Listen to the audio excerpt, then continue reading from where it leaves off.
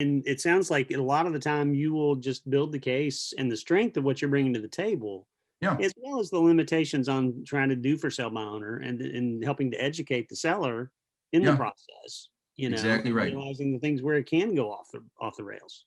Yeah, so an inexperienced buyer knows very little about property disclosures. An inexperienced seller knows very little about property disclosures. So I made another short list here, and you guys can take this right with you. Problems for sale by owners have as homeowners. They have a lack of exposure, which we just kind of discussed. They're snagging probably nothing but bargain hunter buyers. So buyers that see their sign and may want to make an attempt say, well, listen, we know he's dodging the commission.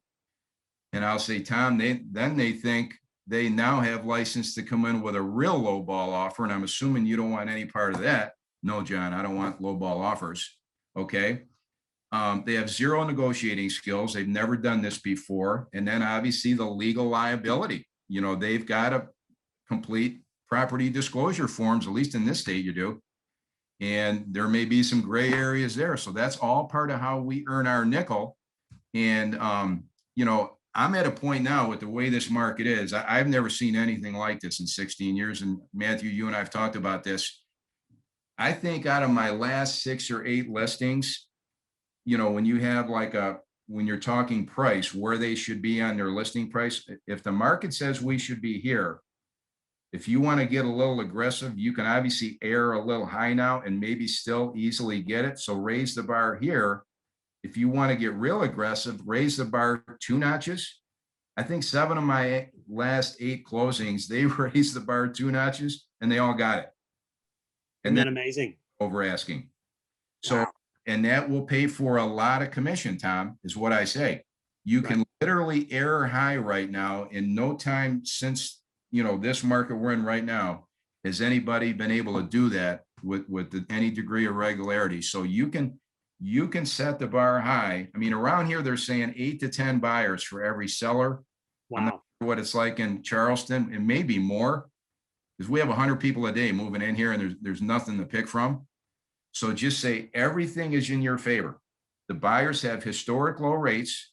You have the least amount of competition. Okay. But they don't know you're out here because you can't possibly tap into the resources I just shared with you because you're for sale by owner.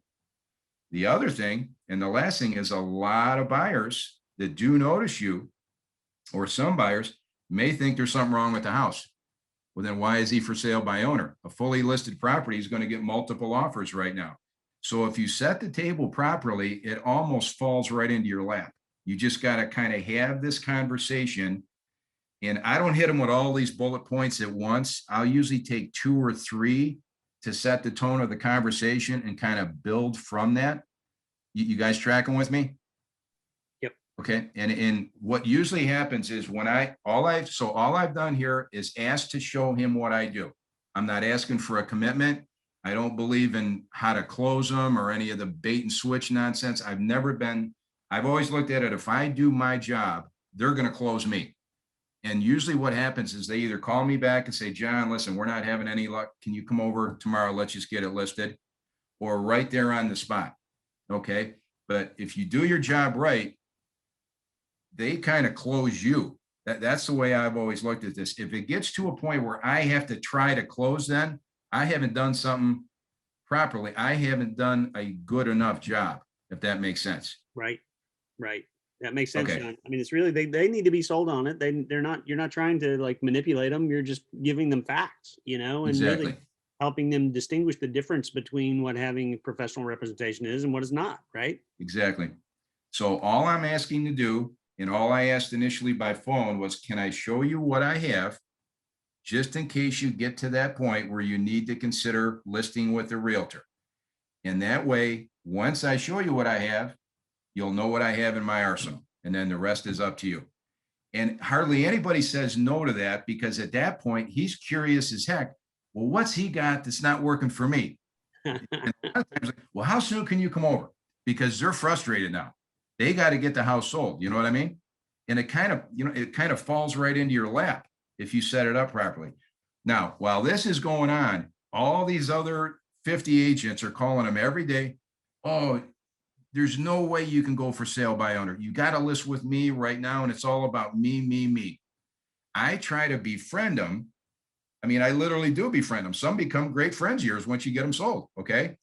And say, look at me as a resource. Look at me as an asset.